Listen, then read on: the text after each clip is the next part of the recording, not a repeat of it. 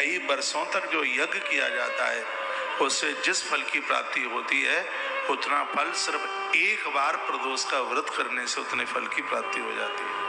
हे देवी, जिसके घर में बहुत ज्यादा दरिद्रता है, बहुत ज्यादा गरीबी है, घर में संतान नहीं है, संतान होने के बाद मौत को प्राप्त हो जाती है, तो तत् प्रदोष परिहार्थम शरणम यातु शंकरम। जो लोग श्रद्धा से भगवान महादेव की शरण में आकर प्रदोष काल में पूजा कर लेते हैं उनके संपूर्ण संकट समाप्त हो जाते हैं। तो संतति और संपत्ति के लिए, संतान की वृद्धि के लिए और संपदा के लिए भी ये प्रदोष का व्रत है जो महादेव का एक वरदान है। इसमें कुछ सामग्रियों की बातें आप सुन रहे थे। उस स्थान पर एक श्वेत वस्त्र, स्वयं भी सफेद वस्त्र पहनकर ये 5 तरह के फूल रखिएगा और 5 तरह के ही फल रखिए। तो आप चुनाव कर लें प्रदोष की पूजा में 5 तरह के फल आप देख लीजिएगा। 5 तरह के फल, यहाँ फलों का नाम नहीं लिखा है, ये 5 प्रकार के फलों का वर्णन इसमें किया गया है।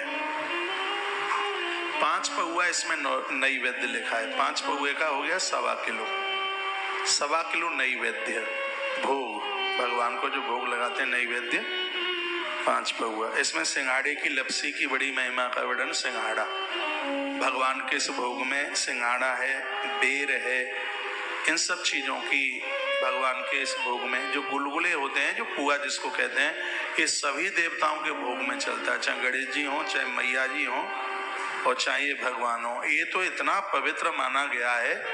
56 रसोई एक तरफ और वो गुलगुले छोटे छोटे पुए होते हैं, गुड़, गुलगुले और बतासा, ये पूजा में भोग लगाने में अतिशय बहुत ज्यादा इसको आगे बताया गया। कितनी सुंदर बात कही है। आपसे आवश्यक है तो कोई मंत्र आते नहीं है, तो फिर क्या करें?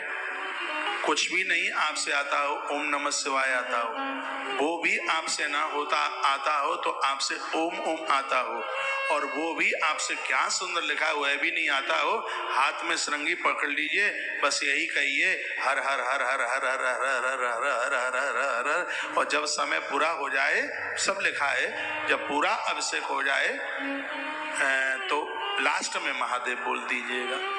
इससे भी आपका अभिषेक है। कितनी सरलता है शंकर की पूजा में, इतना भोला देव है, इतना सरल है, इतना सरल है। उसमें सालराम भगवान को स्पर्श करा के, सालराम भगवान नहीं है, विष्णु को, कृष्ण भगवान को स्पर्श करा करके फिर उस जल को एक आचमन के रूप में ले लीजिएगा, भगवान को नहलाइए। यदि आपने मृत कड़काओं के मिट्टी के शिवलिंग बनाए हैं तो उनको आप जल में प्रवाहित कर दीजिए।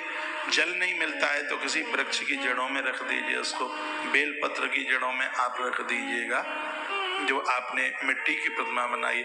नहीं तो सबके घर में भगवान नर्मदेश्वर होने ही चाहिए। इसकी बहुत बड़ी फलश्रुति है, इसकी बहुत बड़ी महिमा है।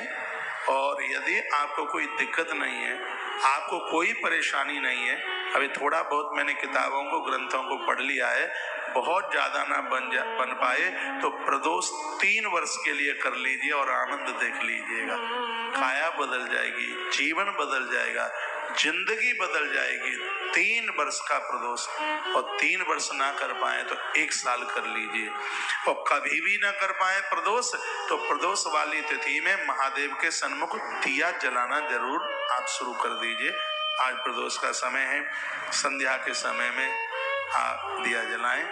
यह पूजा जब पूरी हो जाए, घर में बड़े लोग हैं उनके चरण छूकर उनका आशीर्वाद लीजिए। आरती वगैरह सब पूरा हो जाए, जो इसका प्रदोष में जो अभिषेक का जल है इसको और पानी में मिलाकर पूरे घर में इसके छींटे लगाइए। घर में वास्तु दोष नहीं रहेगा, बिल्कुल वास्तु दोष नहीं रहेगा।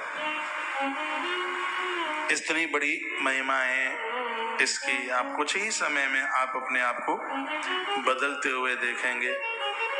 यदि भगवान महादेव की पूजा में बिना कारण के बीच में से खड़े होकर के जाया गया तो इसमें लिखा है कि उसको घोर दरिद्रता का जन्म होता है। कहीं न कहीं किसी न किसी प्रकार से पैसा नष्ट हो जाएगा, धन नष्ट हो जाएगा, कोई दिक्कत आ जाएगी, परेशानी आ जाएगी।